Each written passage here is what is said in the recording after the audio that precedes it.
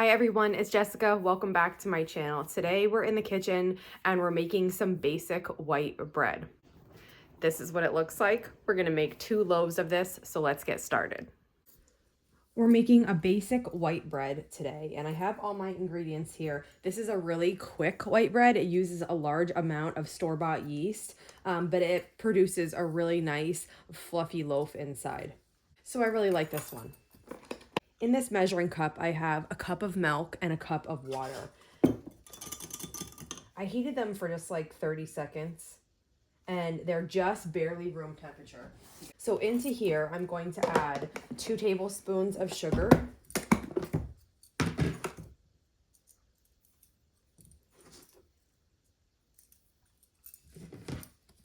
And then I'm going to add 2 tablespoons of yeast. And it's a lot of yeast, yes.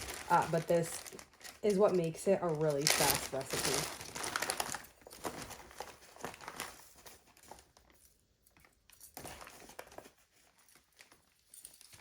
This is instant yeast, so technically I don't have to mix it with the liquid, but I do it anyway in this recipe. So I'm just mixing that to combine the sugar and the yeast. And then we also need 2 tablespoons of oil. And I'm just using regular olive oil. I usually use that in my breads. So mix that in. And I'll just stir it once more. And then we'll just let this go for a minute. In the meantime, we're gonna add 2 cups of bread flour to my bowl.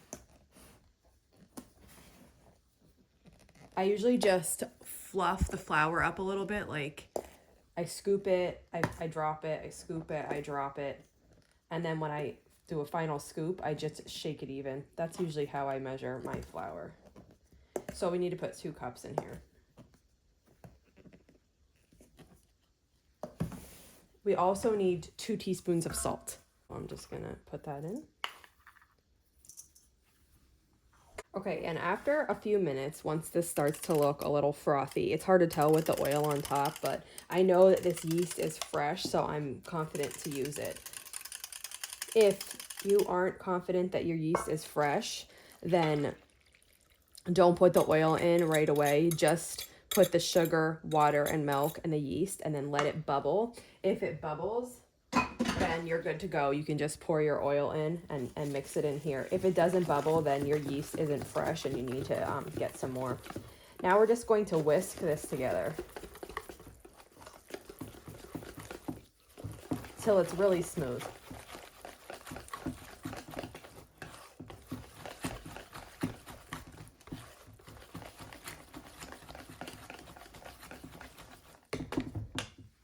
And now we can start adding more flour. So this recipe can use 5.5 to 6 cups of flour. We've already added 2. So what I do is I'm gonna add 1 more here. That's 3 total. And just whisk this in. And then after this one, I'm gonna turn to a wooden spoon.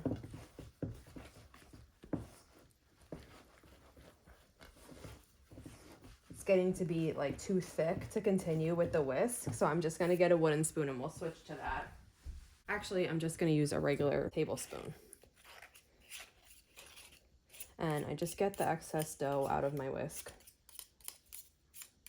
And we're gonna start adding more flour now. So we've already done 3 cups total. What I do is I usually add 5. So here's 4. Here's 5, and then I scoop my 6th cup so it's ready, but I don't put it in yet. So I scoop it out so I have it. I know that I could add up to this much more flour, and I just start using the spoon to combine this. We're going to use our hands, but this is just the beginning of it. And once it starts looking like this is when I usually start to go in with my hands.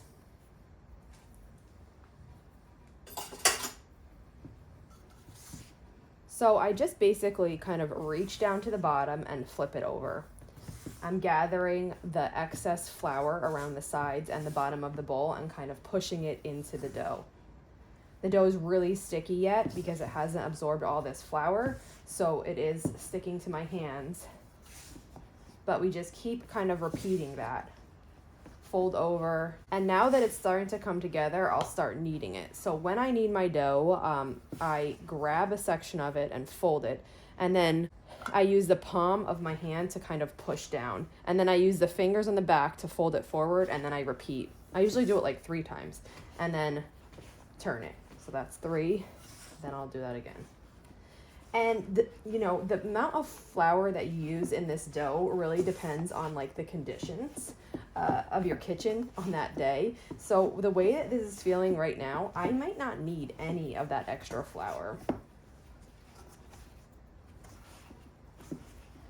Just gotta wait and see. All right, it's pretty much together.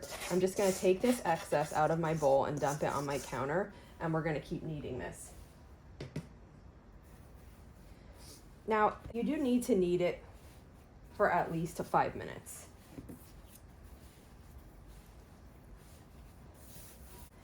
I have in my notes for this recipe 5 to 10 minutes. 10 minutes is really long, and I think my arms never make it that long. But I do set a timer, and I go for a good 5. And when I'm kneading this, I'm just like I was doing in the bowl, I grab a section forward, and I push down with the palms of my hands. And then I usually just change directions and keep repeating that. For some reason today, this dough isn't needing as much flour as normal, which is fine. You take the cues from the dough. If you don't need it, you don't add more flour.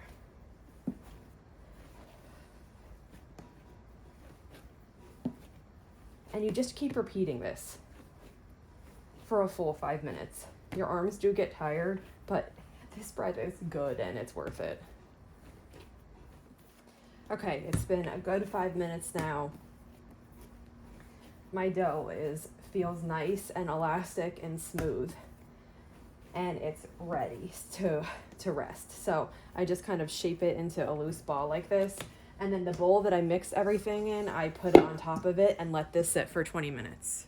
It's been 20 minutes and our dough is ready to work with. So it's risen quite a bit. We're gonna just press it down, kind of gently get all the bubbles out.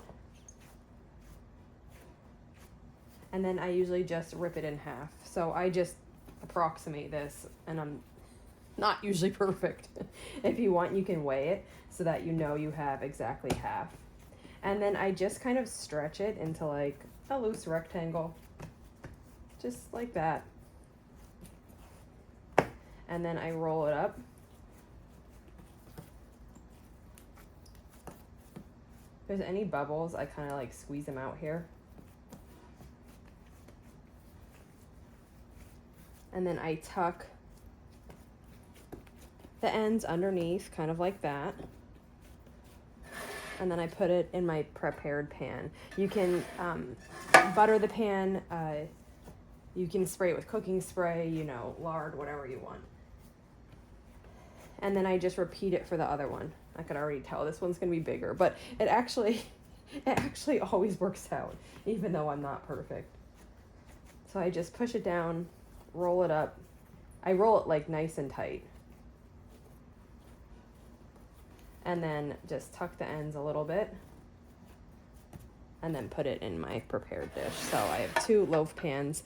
And now these need to rise for about 45 minutes. So you can cover them with a towel, a plate, whatever you want. I usually take them and I put them in my microwave that is off. And I just let them rise in there. And I find that it's a really good spot. I don't have to cover them with anything, just like this in the microwave. And I let them rise for 45 minutes. Okay, it's been 45 minutes. I'm just going to open my microwave and get my bread out. Also, my oven is preheated. Here is what one of the loaves look like. So I'm gonna put that in. Let me grab the other one. Here is the second one. These are really big and puffy. They filled out the pans really nice and they look awesome. So now they're going to bake at 400 degrees for 30 minutes. It's been 30 minutes and the bread has finished baking. So I'm gonna go ahead and take it out of the oven. It smells so good and it looks really nice too. Now, as soon as I take the loaves out of the oven, I shake them out of their tins and then put them right side up on a cooling rack.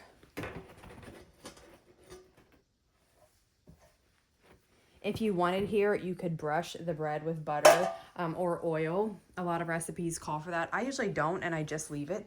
So I'm gonna let it cool, and then we'll cut into it once it's cool. Okay, so the bread is cool enough to slice here. It's still just a touch warm, but I just want to show you what the inside looks like. I love eating the end.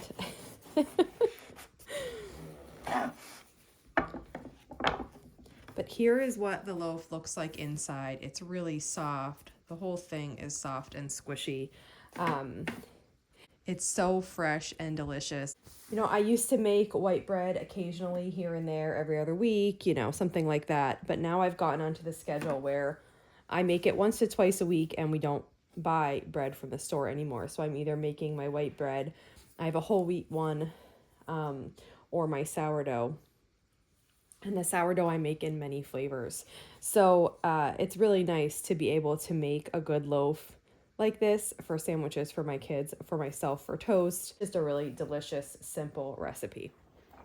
And that's it for today. I hope you give this a try. It's a really good basic white bread.